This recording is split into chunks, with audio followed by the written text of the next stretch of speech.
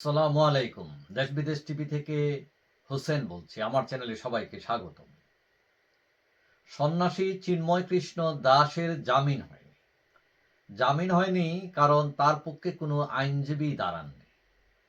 এখন প্রশ্ন উঠেছে তার পক্ষে কোনো আইনজীবী পাওয়া গেল না কেন?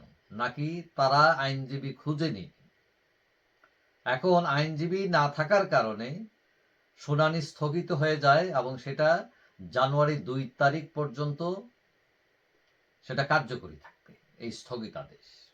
যার ফলে তাকে ১ মাস কারাগারেই থাকতে হবে। এখন তার পক্ষে আইনজীবী পাওয়া গেল না কেন, কেউ দাঁড়ালেন না কেন, এটা নিয়ে বিভিন্ন ধরনের প্রশ্ন উত্থাপিত হয়েছে। কেউ কেউ মনে করেন যে আওয়ামীপন্থী যেসব আইনজীবী ছিলেন তাদের অনেকেই পলাতক। আবার যারা আছেন তারা হয়তো অনেকেই সাহস করেননি দাঁড়ানোর। যদি দাঁড়ান তারা হয়তো আঘাতের শিকার হতে পারেন, এই ভয়ে হয়তো কেউ কেউ দাঁড়াননি। আবার বিএনপি জামাতপন্থীরা কেউ কেউ দাঁড়াবেন এটা আশা করা যায় না, কারণ জামাত এবং বিএনপি মোটামুটি এটা অপোজ করছে এবং অনেকেই মনে করছেন যে এই যে তাদের একজন আইনজীবীকে হত্যা করা হলো এই ইস্যু নিয়ে, সেই কারণেও সকল আইনজীবীরা মিলে একটা জোট করতে পারেন, তারা একটা সিদ্ধান্তে আসতে পারেন যে কেউই এই মামলায় লড়বে না। এখন কথা হলো এইটা ছাড়াও কিছু লোক আছেন, সবাই তো আর রাজনীতি করেন না, রাজনীতির বাইরেও অনেক আইনজীবী আছে। কেউ কেউ মনে করছেন যে সেখানে কেউ দাঁড়াইতে পারতেন, কিন্তু অনেকেই মনে করেন যে দাঁড়ান না এই জন্য কারণ যে সংখ্যালঘু যে ইস্যুটাকে দাঁড় করানো হয়েছে, অনেকেই মনে করেন এটা একটা আন্তর্জাতিক চক্রান্ত এবং চিন্ময় এই চক্রান্তকে নেতৃত্ব দিচ্ছিলেন এবং বাংলাদেশে আরো এরকম কোনো ভয়াবহ পরিস্থিতি তৈরি হয়নি সংখ্যালঘু নির্যাতনের। যে ২-৪টা হয়েছে সেটা অনেকটা বিচ্ছিন্ন ঘটনার মতো। সুতরাং চিন্ময়রা যে আন্দোলন বা যে ধরনের সমাবেশ বা যে ইস্যু দাঁড় করিয়েছেন বলে অনেকেই মনে করছেন এটা একটা ফেক। সো এই কারণে অনেক নিরপেক্ষ আইনজীবী এই তার পক্ষে দাঁড়াননি, মনে করেছেন একটা উদ্দেশ্য প্রণোদিত ইস্যু। তবে আইন সহায়তা পাবার অধিকার সব নাগরিকের আছে। এখন কথা হচ্ছে তারা আইন সহায়তা চেয়েছেন কিনা।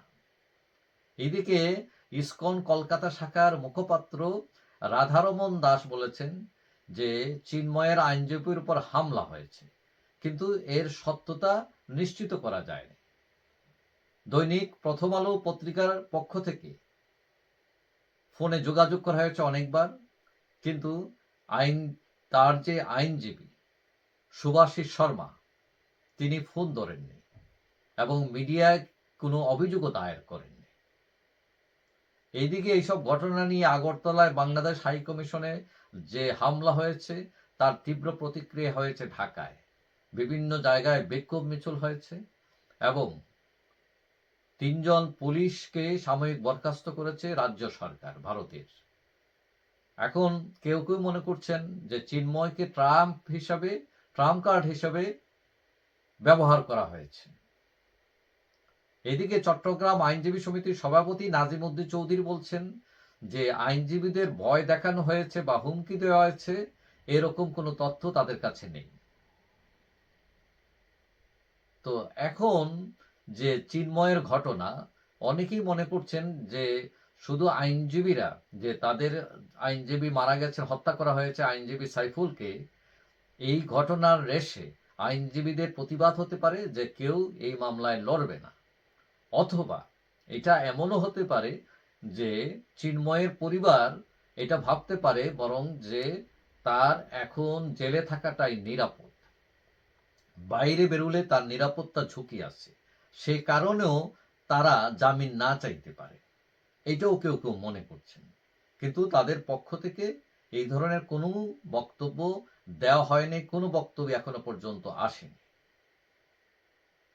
যাই হোক, আশা করি কেউ কেউ মনে করেন যে জানুয়ারিতে হয়তো সরকারি তার আইনজীবী নিয়োগের ক্ষেত্রে হয়তো সহযোগিতা করতে পারে এবং তার জামিন হয়তো তিনি পেতে পারেন, কারণ সরকারও তো চায় না এই বিষয়টা নিয়ে মানে পানি গোলা করে কেউ কাঁধে বন্দুক রেখে কেউ স্বার্থ হাসিল করুক।